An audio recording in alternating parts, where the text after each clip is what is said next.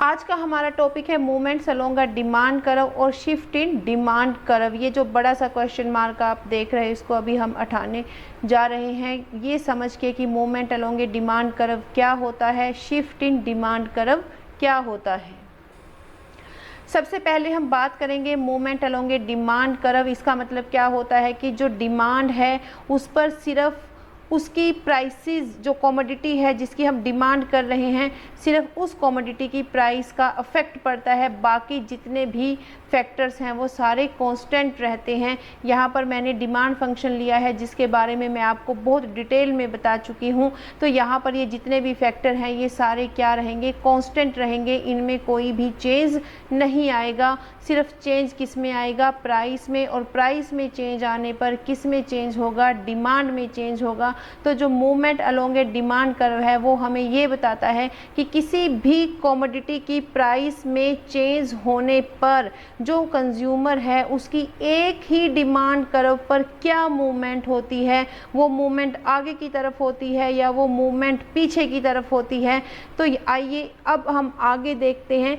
देखिए, जब किसी यहाँ पर हम एक्स कमोडिटी ले रहे हैं और ये उसकी प्राइस है, जब प्राइस में चेंज आएगा तो डिमांड में दो प्रकार से चेंज आएगा। पहला चेंज क्या हो सकता है, एक्सटेंशन ऑफ डिमांड, और सेकंड क्या हो सकता है, कॉन्ट्रैक्शन ऑफ डिमांड।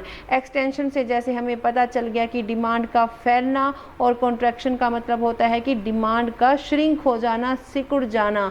अब सबसे यहाँ पर सिर्फ हम प्राइस को लेंगे, बाकी सभी थिंग यहाँ पर जो फैक्टर्स हैं हमने कांस्टेंट मान लिए हैं। तो यहाँ पर देखिए कि जब भी प्राइस गिर जाती है, कम हो जाती है, तो उसकी डिमांड क्या हो जाती है, फैल जाती है। फैल मतलब बढ़ जाती है, एक्सटेंड हो जाती है। यहाँ पर हम एक टेबल के जरिए भी इसको समझा सकते हैं। देखिए, जब कोई भी हम यहाँ पर एक्स कमोडिटी मानकर चल रहे हैं, जब वो एक्स की प्राइस पहले 5 थी, 5 रुपीज़ थी, तो यहाँ पर हम कितनी डिमांड कर रहे थे, 1 यूनिट की डिमांड कर रहे थे। और जैसे ही प्राइस जो है वो गिर जाती है और क्वांटिटी बढ़कर कितनी हो जाती है, 5 हो जाती है। तो जो ये क्वांटिटी का 1 से 5 होना ही क्या है, एक्सटेंशन ऑफ डिमांड है, और यानी कि डिमांड का फैल जाना। और ये सिर्फ किसकी वजह से हुआ है, ओनली एंड ओनली प्राइस की वजह से। तो यहाँ पर हम ग्राफ के जरिए भी इसको समझा सकते हैं।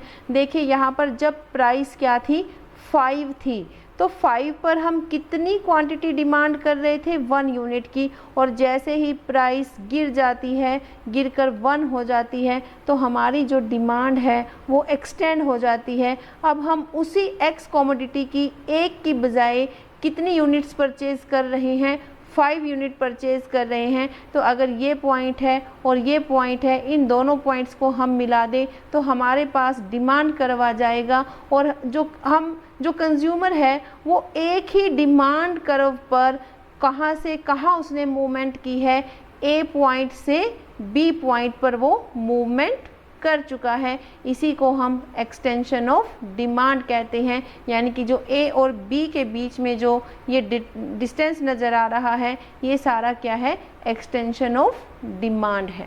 तो यहाँ पर अब सेकंड देखिए, कॉन्ट्रैक्शन ऑफ डिमांड, यानी कि डिमांड का सिकुड़ जाना, श्रिंक हो जाना। इस पर भी हम देखेंगे, यहाँ पर जब प्राइस अप होती है तो डिमांड क्या होती है, कम होती है। बहुत ही आसान यहाँ पर आपको समझाया जा रहा है।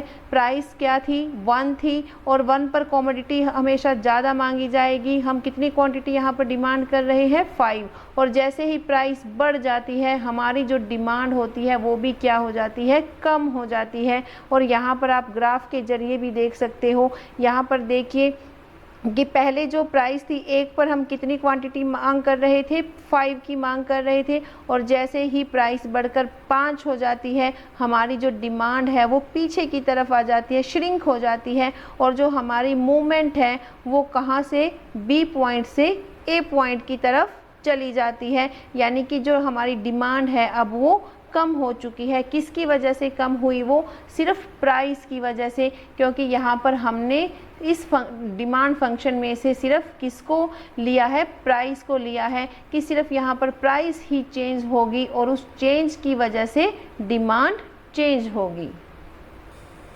अब यहाँ पर देखिए हमारा सेकंड टॉपिक क्या था, shift in demand curve. Shift in demand curve यानी कि पहले जो हमने अभी टॉपिक करके हटे थे उसमें क्या था कि जो डिमांड कर्व है एक ही रहेगा, उसी पर हमारी मूवमेंट होगी।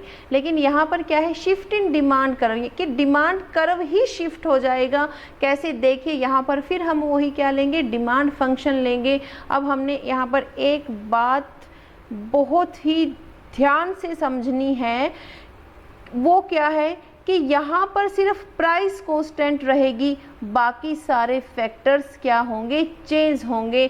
यानी कि जब हम मूवमेंट की बात करेंगे तो प्राइस को हम चेंजेबल मानेंगे और बाकी सारे फैक्टर कांस्टेंट रहेंगे। लेकिन जब हम शिफ्ट की बात करेंगे, शिफ्ट में हम प्राइस को कांस्टेंट मानेंगे और जो भी चेंज आएगा वो बाकी फैक्टर्स में ही आएगा। तो जब प्राइस कांस्टेंट रहेगी और इनमें से किसी भी फैक्टर में चेंज आ जाता है, कंज्यूमर की इनकम बढ़ जाती है, कंज्यूमर का टेस्ट चेंज हो जाता है, कंज्यूमर की जो एक्सपेक्टेशन है वो चेंज हो जाती है, या पॉपुलेशन, देश की पॉपुलेशन चेंज हो जाती है, बहुत ज़्यादा बढ़ जाती है, डिस्ट्रीब्यूशन ऑफ इनकम में चेंज ही जाते हैं, तो उसकी वजह से डिमांड में क्या होता है, चेंज आता है। यहाँ पर प्राइस क्या है, वो डिमांड को अफेक्ट नहीं करेगी, बल्कि जो अदर फैक्टर्स हैं ये डिमांड को अफेक्ट करेंगे। तो जब भी ऐसा केस आएगा तो क्या होगा, डिमांड कर्व शिफ्ट हो जाएगा। अब यहाँ भी देखिए हमें यहाँ पर 2 पॉइंट मिलेंगे, 2 चेंज मिलेंगे डिमांड में। इन फैक्टर्स की वजह से जब इनमें चेंज आएगा तो डिमांड में भी 2 प्रकार से चेंज आएगा, जिसको हम डिक्रीज इन डिमांड कहेंगे या फिर बैकवर्ड शिफ्ट कहेंगे, या इस सेकंड को हम इंक्रीज इन डिमांड कहेंगे या फिर फॉरवर्ड शिफ्ट कहेंगे। यहाँ भी हम टेबल लेकर चलते हैं, यहाँ पर हमने प्राइस ली है, लेकिन आप एक बात यहाँ पर बड़ी ध्यान से देखिए, देखो प्राइस क्या है, यहाँ भी 10 थी और यहाँ भी 10 थी। इसका मतलब क्या है कि जो प्राइस है यहाँ पर कांस्टेंट मान ली गई है, कोई चेंज नहीं आया। लेकिन क्वांटिटी तो देखिए, क्वांटिटी क्या है, पहले हम एक्स यूनिट की, एक्स कमोडिटी की कितनी यूनिट खरीद रहे थे, 30 खरीद रहे थे, और अब हमने वो क्या कर दी है, कम कर दी है, यानी कि 10 यूनिट हमने कम कर दी है। और इसका कारण कुछ भी हो सकता है कि अब हमें उस चीज़ का टेस्ट नहीं रहा, या हमारी इनकम में चेंज आ गया, कुछ भी हो सकता है। तो अब हम इसको टेबल के जरिए ग्राफ के जरिए दिखाएंगे। ग्राफ में देखिए हमने जो यहाँ पर प्राइस है वो 10 ही रखी है, ना वो डाउन है ना वो अप है, और वो किसके पैरेलल है, OX के। तो इसका मतलब क्या है कि प्राइस में कोई भी चेंज नहीं आ रहा है, लेकिन डिमांड में ज़रूर चेंज आया है। पहले जो कंज्यूमर था वो A पॉइंट पर था, लेकिन अचानक वो उसने अपनी डिमांड बदल दी और वो कहाँ पर चला गया, B पॉइंट पर चला गया। पहले जो डिमांड कर्व था वो DD डिमांड कर्व था, लेकिन अब जो डिमांड कर्व नया बना है वो D1 बना है, यानी कि वो 30 से अब 20 पर आ गया। इसको हम क्या कहेंगे जी, कंज्यूमर का डिमांड कर्व है वो बैकवर्ड शिफ्ट हो गया, यानी कि वो पीछे की तरफ शिफ्ट हो गया।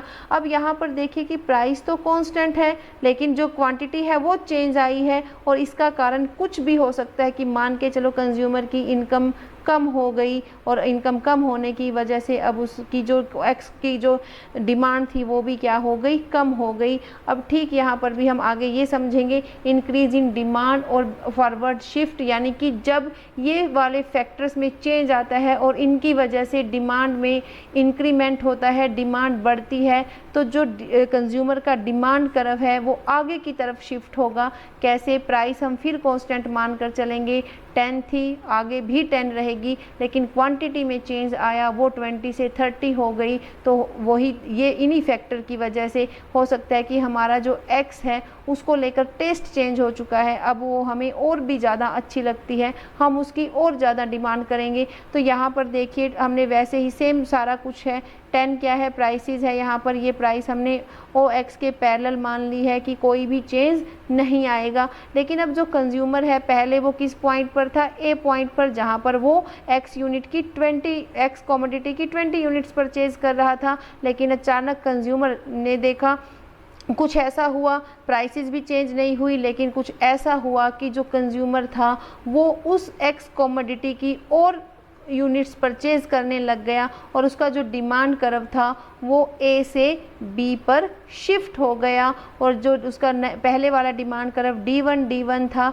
जहां पर वो 10 रुपीज़ में 20 यूनिट खरीद रहा था, लेकिन अब जो नया डिमांड कर्व क्या है, D2 है। अब यहाँ पर कंज्यूमर 10 रुपीज़ में 30 यूनिट्स खरीद रहा है, यानी कि यहाँ पर जो डिमांड है वो इंक्रीज़ हो चुकी है, और जो कंज्यूमर है उसका जो डिमांड कर्व है वो आगे की तरफ शिफ्ट हो चुका है। तो हमने यहाँ पर एक बात याद रखनी है, दोनों केस में जो मूवमेंट हो, जब हम मूवमेंट की बात करेंगे वो एक ही डिमांड कर्व पर होगा, और उसमें क्या होगा कि डिमांड फंक्शन में प्राइस को छोड़कर बाकी सारे फैक्टर कांस्टेंट रहेंगे, लेकिन जब हम शिफ्ट की बात करेंगे तो शिफ्ट में जो कंज्यूमर है उसका डिमांड कर्व ही शिफ्ट हो जाएगा, और यहाँ पर सिर्फ प्राइस कांस्टेंट रहेगी और जो अदर फैक्टर्स हैं वो सारे चेंज होंगे। उनमें से किसी में भी चेंज आने पर डिमांड में चेंज आ सकता है। आई होप आपके ये टॉपिक बहुत अच्छे से क्लियर हो गया होगा और हमारा जो क्वेश्चन मार्क था वो भी रिमूव हो गया होगा।